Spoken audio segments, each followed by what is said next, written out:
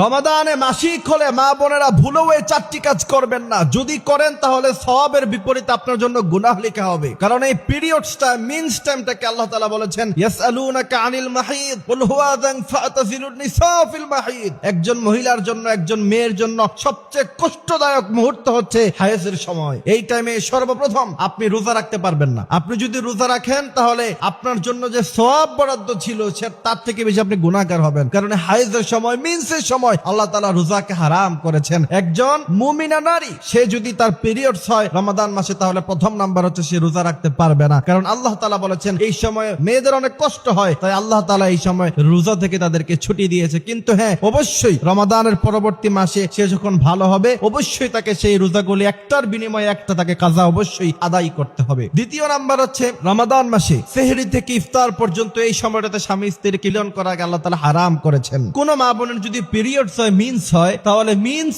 যে টাইমটা থাকে 3 দিন থেকে 10 দিন পর্যন্ত, যে পিরিয়ডস টাইম মেয়েদের সাধারণত হয়, ওই সময় রাতের বেলাও একসাথে স্বামী স্ত্রী থাকতে পারবে না। যদি থাকে তাহলে কবিরা গুনাহ হবে। আল্লাহ বলেছেন ফাতাযিলুন নিসা ফিল মাহিদ, মহিলাদের থেকে দূরে থাকো। এই দূরে থাকার মানে হচ্ছে তার সাথে একত্রে মিলিত না হওয়া। অনেকে মনে করে হাইজের সময় স্ত্রীর সাথে কথাও বলা যাবে না, খাবারও খাওয়া যাবে না। এটা একটা ভুল ধারণা, এমনটা নয়। বিশ্বনবী সাল্লাল্লাহু আলাইহি ওয়াসাল্লাম আম্মা জান আয়েশা রাদিয়াল্লাহু তাআলা আনহার পিরিয়ডের সময় আম্মা জান আয়েশা রাদিয়াল্লাহু তাআলা আনহা গ্লাসের যেই জায়গা দিয়ে পানি খেয়েছেন, বিশ্বনবীও সেই জায়গা দিয়ে খেয়েছেন। আম্মা জান আয়েশা বলছেন ইয়া রাসূলুল্লাহ, আমি তো এখন হায়েজ অবস্থায় আছি। বিশ্বনবী বলছেন তাহলে কি হয়েছে, কোনো সমস্যা নাই। তো সেখান থেকে বোঝা যায় শুধুমাত্র স্বামী স্ত্রী একত্রে মিলন হওয়া যেটাকে আমরা বুঝি সেটা করা যাবে না। বাকি এমনিতে স্ত্রীর সাথে থাকা যাবে, খাবার খাওয়া যাবে, একই সাথে সব কাজ আপনারা করতে পারবেন। তৃতীয় নাম্বার হচ্ছে কোন মা বোনেরা এই রমাদান মাসে পিরিয়ডস হয় তাহলে অবশ্যই আপনি কোরআন তেলাওয়াত করতে পারবেন না। বিশ্বনবী বলছেন রমাদান মাসে কেউ যদি একটি কোরআনের আয়াত পড়ে তাহলে 70টি কোরআনের আয়াত পড়লে যেই সওয়াব সেই সওয়াব হয়ে যায়। কিন্তু পিরিয়ডস টাইমে কোনো মেয়ে কোরআন